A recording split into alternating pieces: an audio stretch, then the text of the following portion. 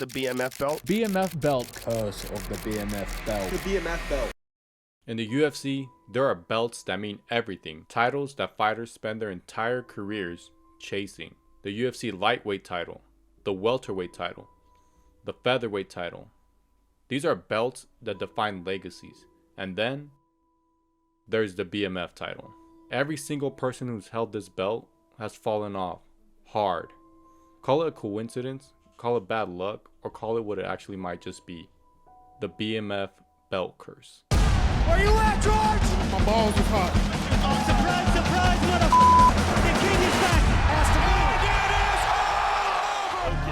to be. Before we get into the curse, you need to understand what this belt actually is. It all started in August 2019 at UFC 241. Nate Diaz had just beaten Anthony Pettis in a 3-round war. Joe Rogan interviewed Nate, where he delivered one of the most iconic post-fight interviews, dissing the entire UFC roster and calling out Jorge Masvidal, declaring himself as the baddest man on the planet. The reason I was off is because everybody sucked. Jorge Masvidal had a good last fight. The internet went crazy. Dana White went crazy. And just like that, the UFC had created an actual belt for it. November 2nd, 2019, Madison Square Garden. Nate Diaz versus Jorge Masvidal, headlining UFC 244. A 5-round fight with the BMF title on the line and Dwayne "The Rock" Johnson there to personally present it to the winner. It was a one-sided beatdown where Masvidal dominated the entire fight.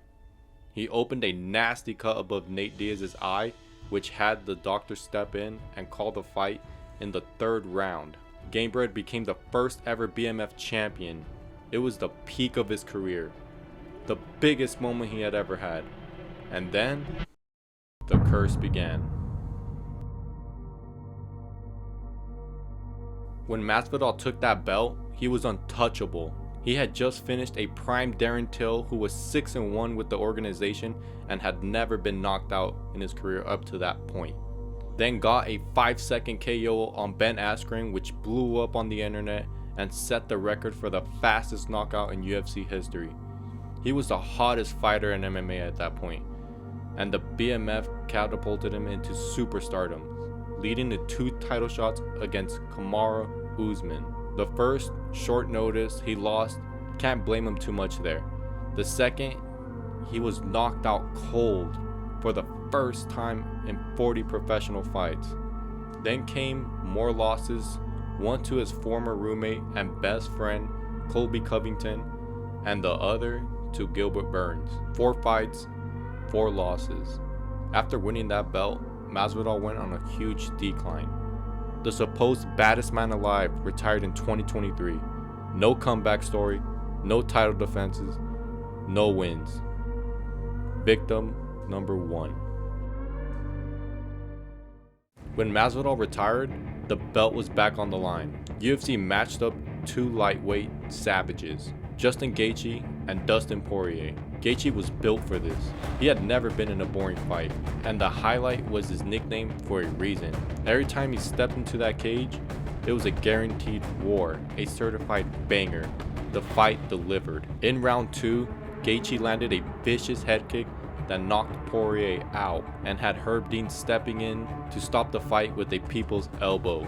A new BMF champion was crowned, and a new era began. Gaethje entered that fight ranked top 5 in the lightweight division, with wins over Michael Chandler, Tony Ferguson, and most recently, Rafael Fiziev.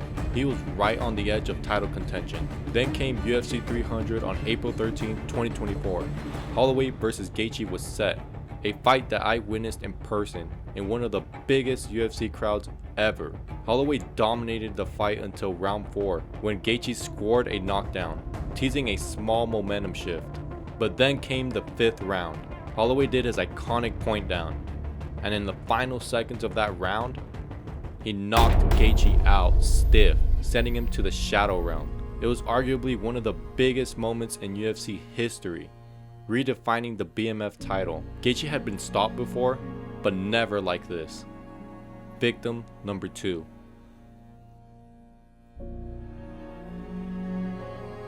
After delivering arguably one of the most iconic moments in recent UFC history, knocking out Justin Gaethje at UFC 300, Holloway was riding the highest wave of his career. He was the BMF champion, and on a 3-fight win streak, with 2 coming by way of knockout.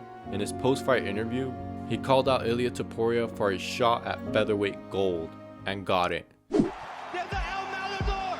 He is running away from Abu at 145. Tell him sign the gun contract. UFC 308, Holloway versus Topuria for the featherweight title. The BMF belt wasn't on the line, but the curse didn't care.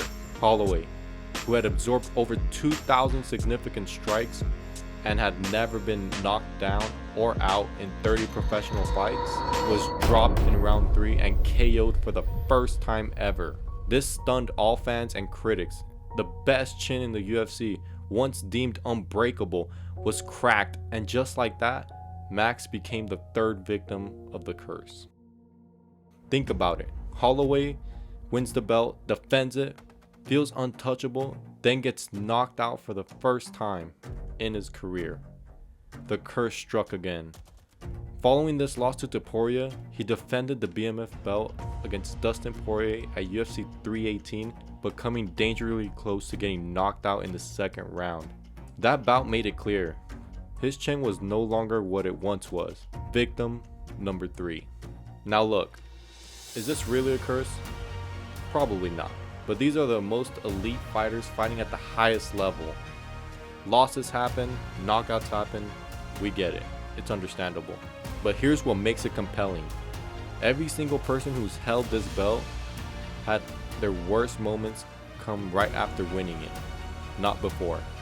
Masvidal was in an incredible run before he won the belt. After, he fell apart. Gaethje was a top contender. After, he got knocked out cold in the biggest stage.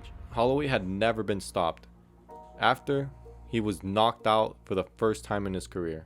The platinum strap was meant to honor the baddest, most fearless fighters, but once they wear it, something shifts. Maybe it's the pressure, maybe it's the opponents leveling up, or maybe the belt just doesn't want to stay with anyone. Which brings us to right now. Max Holloway still holds the BMF belt, and this Saturday at UFC 326 he puts it on the line against Charles Oliveira, a former lightweight champion, one of the most dangerous submission artists on the planet. Here's the question nobody's asking. What happens to Oliveira if he wins? Because if history tells us anything, the BMF belt has its way of building you up and bringing you crashing right back down. Will Oliveira escape the curse, or will he become victim number 4? Alright fellas, that was my video for today. Drop your prediction in the comments for who you think is going to win this Saturday. And if you liked the video, make sure you subscribe and give me a thumbs up. Thank you all for watching. Peace!